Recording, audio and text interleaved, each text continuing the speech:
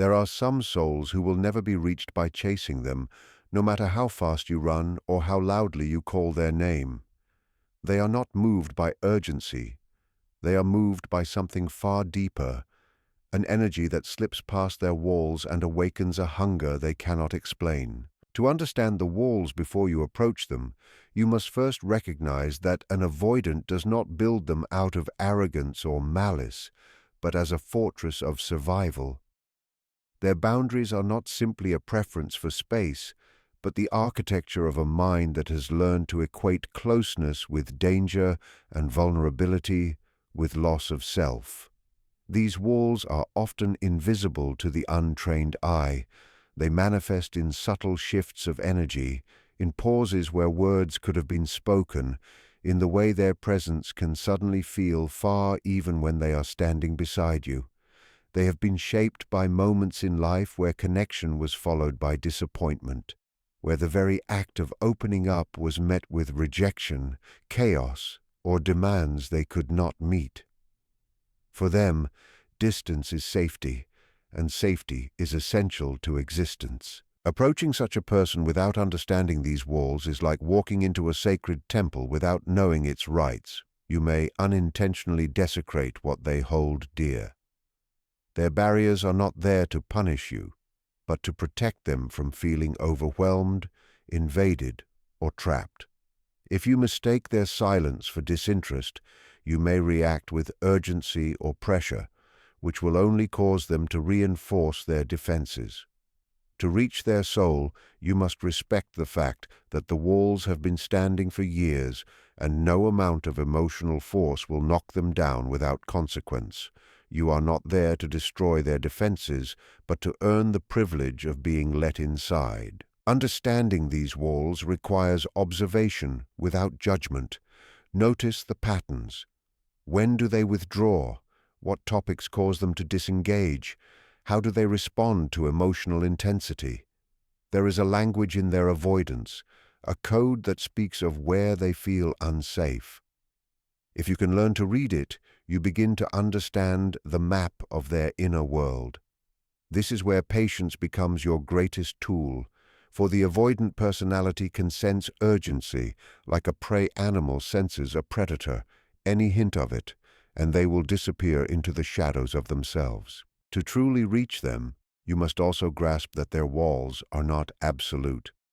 There are openings, though they are subtle and fleeting, moments when they feel at ease enough to share a small truth, offer a brief glimpse into their emotions, or engage in a vulnerable gesture without realizing it.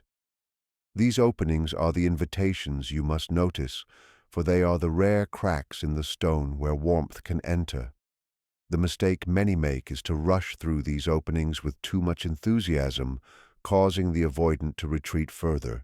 Instead, you must treat each moment as sacred, honoring the pace at which they allow you closer. In understanding these walls, you are not simply learning about them, you are also learning about yourself. Their distance will test your own need for reassurance, your own tolerance for uncertainty, and your own ability to give without demanding. It is a mirror, showing you whether you are truly capable of meeting them where they are, rather than where you wish they would be. To master the art of emotional gravity, you must become a presence that draws another not through force or persuasion, but through the quiet magnetism of self-possession. Emotional gravity is born when your energy is steady, when it is not dependent on the reactions or attention of another, and when you move through life with a sense of groundedness that speaks of inner stability. An avoidant is highly attuned to emotional volatility. They can sense desperation, neediness, or instability in the smallest inflections of tone or in the pauses between words.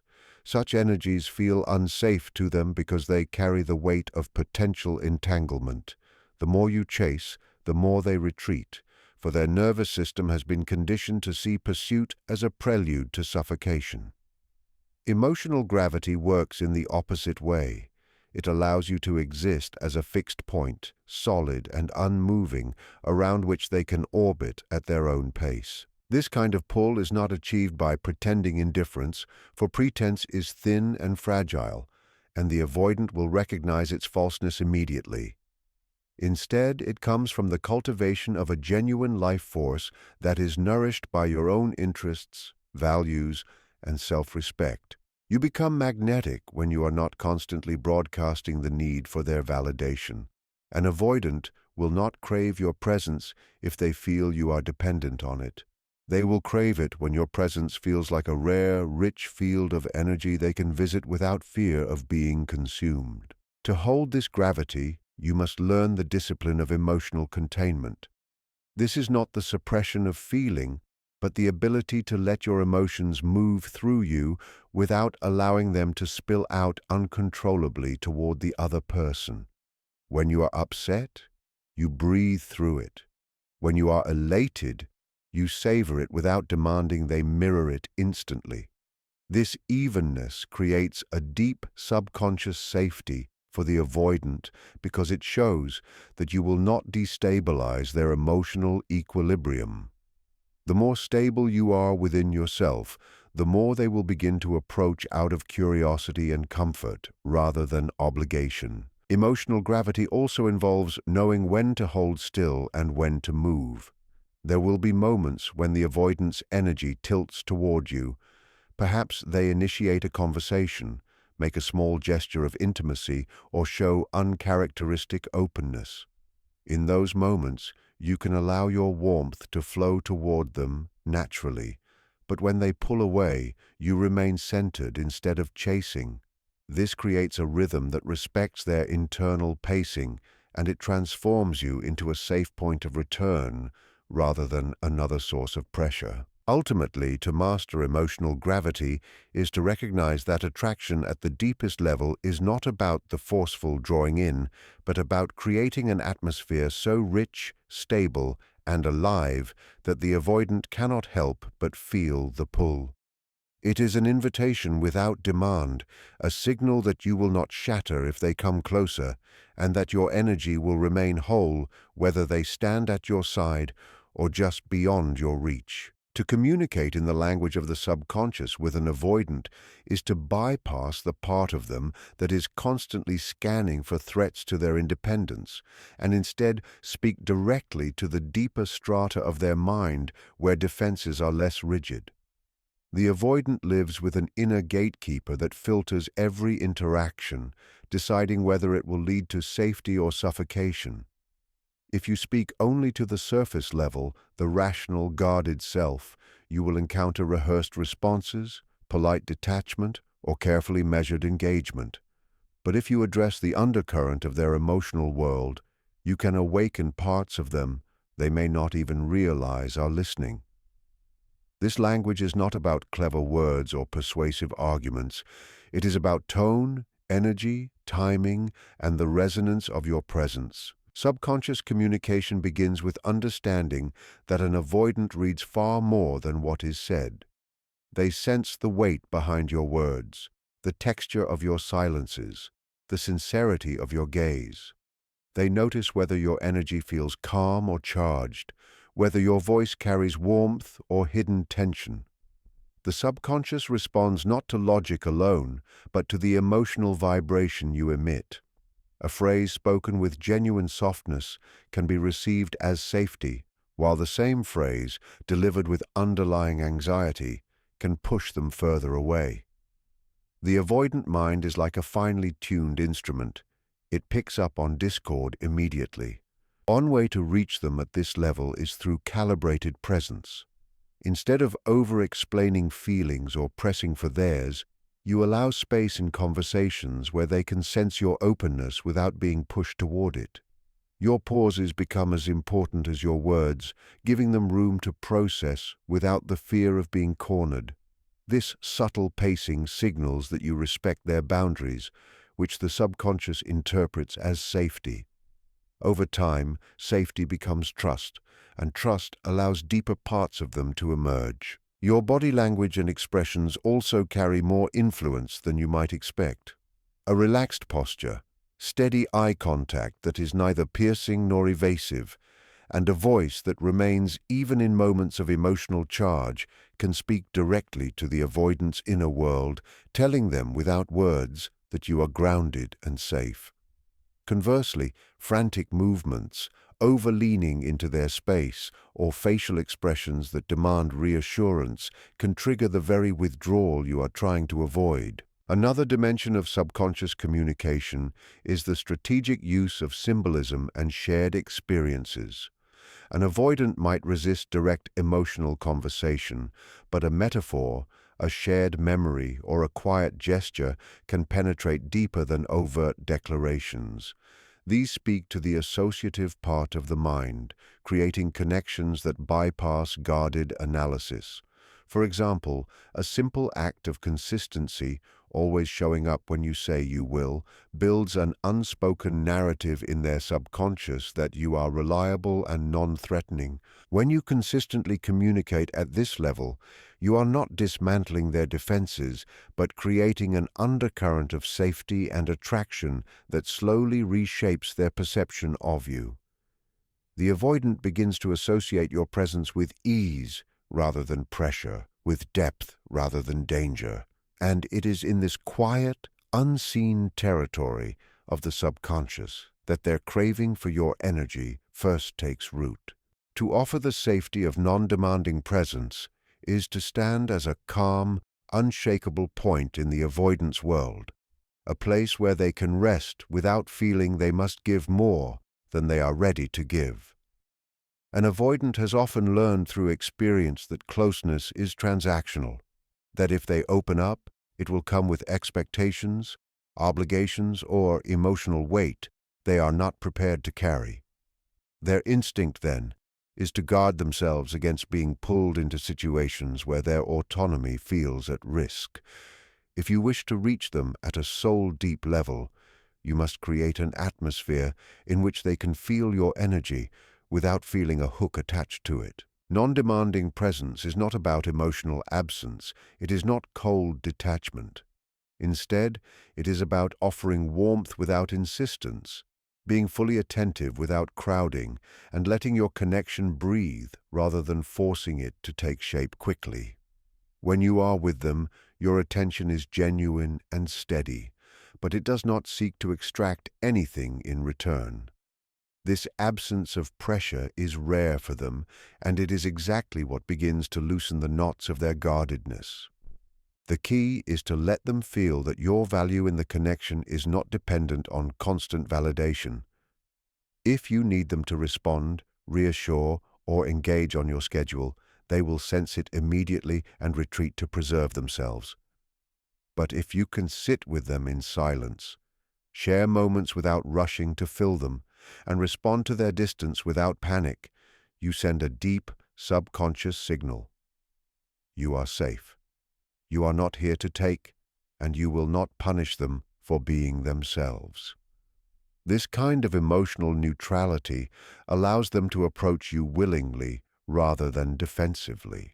There is a quiet power in demonstrating that you can hold your own emotional space. When an avoidant sees that you are at peace within yourself, even in moments when they are withdrawn, they begin to associate you with stability instead of volatility. Over time, they learn that they can draw near without being engulfed, that your presence enriches them without demanding their constant participation. It is this realization that starts to dissolve the inner alarm they feel when people get too close. You also communicate non-demanding presence through consistency. This does not mean constant contact or endless availability, but rather that when you do show up, you do so in a manner they can rely on. Avoidants often feel safest with those who do not swing between intense closeness and sudden withdrawal. Your steadiness, emotionally, energetically, and behaviorally, becomes a quiet anchor that they may not consciously acknowledge but deeply register. In this way, non-demanding presence becomes its own form of magnetism. It creates a paradox where your lack of pressure makes your energy more desirable. The avoidant, no longer feeling the need to defend against intrusion, can allow themselves to lean in, to share more, to seek you out, not because they are chased, but because your presence has become a refuge where they can simply exist without fear of being consumed. To mirror their hidden self without imitating is to reflect back to the avoidant the parts of themselves they rarely reveal, the unspoken layers beneath their guarded exterior, without losing your own authenticity in the process. An avoidant often carries within them a complex, deeply felt inner life, yet it is tucked away behind carefully maintained walls. They may long to be seen and understood, but that longing is tangled with fear that being known will lead to vulnerability they cannot control. If you attempt to mimic their behaviors or adopt their traits in an effort to gain closeness, they will sense the falseness immediately and retreat. True mirroring is not imitation, it is resonance. It is recognizing their unspoken rhythms and responding in a way that shows you understand, not because you are trying to be them, but because you are fully being yourself while allowing your energy to harmonize with theirs. This begins with deep observation, not for the sake of collecting data, but for the purpose of understanding the essence of how they move through the world. Notice their preferred pace, the way they choose words carefully or remain silent when others rush to speak, the subtle shifts in tone when they talk about something that matters to them. By attuning to these small signals, you can naturally align your communication so it meets them where they are most comfortable. If they value thoughtfulness, you respond with thoughtfulness. If they find solace in quiet moments, you share that quiet without trying to fill it. When you mirror their hidden self, you are showing them that you can hold space for the sides of them they do not present to the world. Perhaps they have passions, fears, or vulnerabilities they only hint at. Respond to those hints with a gentle acknowledgement rather than demanding full disclosure. This lets them know you see beyond the surface without forcing them to expose more than they are ready to. Over time, this creates a trust that bypasses the need for words. They begin to feel that you understand them in a way that does not threaten their autonomy. Your own authenticity is crucial here. If you abandon your own identity in an attempt to match theirs, you become a hollow reflection, and an avoidant will feel uneasy with that emptiness. Instead, you must remain firmly rooted in your own values, interests, and energy, even as you adjust your expression to meet theirs in harmony. It is the interplay of two complete selves, not one self erasing to accommodate the other, that creates the depth they crave. In this way, mirroring becomes a subtle bridge between you. You are not reaching over their walls to pull them out. You are simply standing in a place where they can see themselves reflected, not in distortion, but in clarity. The recognition is both startling and comforting for them. They sense that you perceive the parts of them they have kept hidden, yet you do not demand ownership of those parts. This is the kind of seeing that draws them closer because it allows them to feel known without feeling exposed, desired without feeling hunted, and valued without feeling possessed. To let mystery breathe between you is to resist the urge to flood the avoidant with every thought, feeling, and intention, and instead allow space for curiosity to grow. An avoidant often withdraws when they feel overwhelmed by the constant presence or emotional exposure of another person. Too much intensity too quickly can feel like a tidal wave threatening to sweep away their independence. By maintaining an element of mystery, you create a balance between connection and distance that draws them in rather than pushes them away. Mystery here is not about manipulation or playing games. It is about respecting the rhythm of interaction, leaving room for anticipation, and allowing them to approach you on their own terms. This begins with the understanding that availability is most powerful when it is not absolute. If you are always present, always explaining yourself, always making your emotional state transparent, there is little for the avoidant to discover. They may enjoy your openness at first, but over time it can feel predictable, removing the intrigue that makes them want to explore more of you.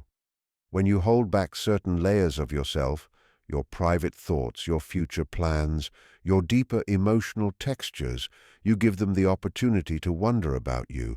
That wondering is the seed of craving. Letting mystery breathe also means allowing moments of absence to exist without trying to fill them instantly. If they step back for a while, you do not chase or flood them with reassurance. You simply continue living your life with the same steadiness. Your silence in these moments speaks as loudly as your words.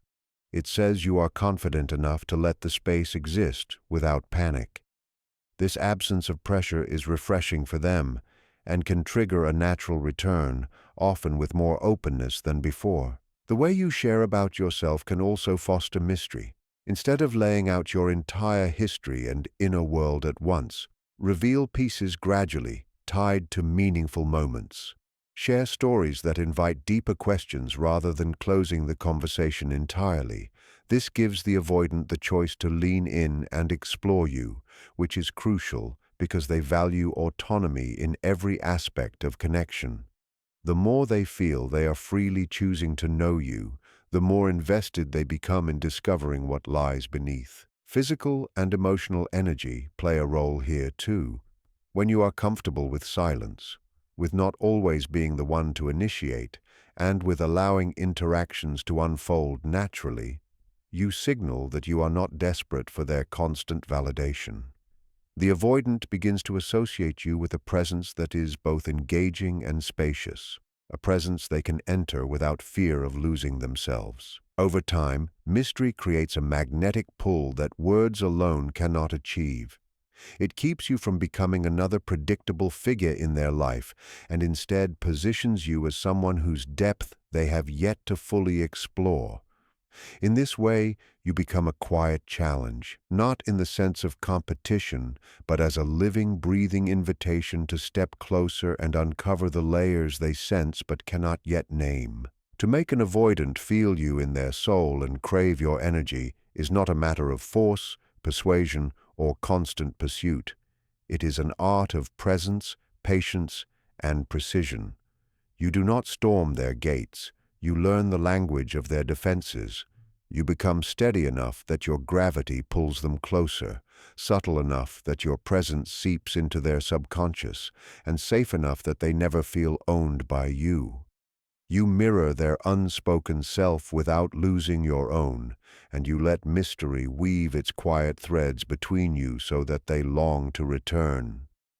In doing so, you do not simply reach them, you awaken a connection they will carry even in your absence, a pull that is felt not in their mind, but in the deepest corridors of their being.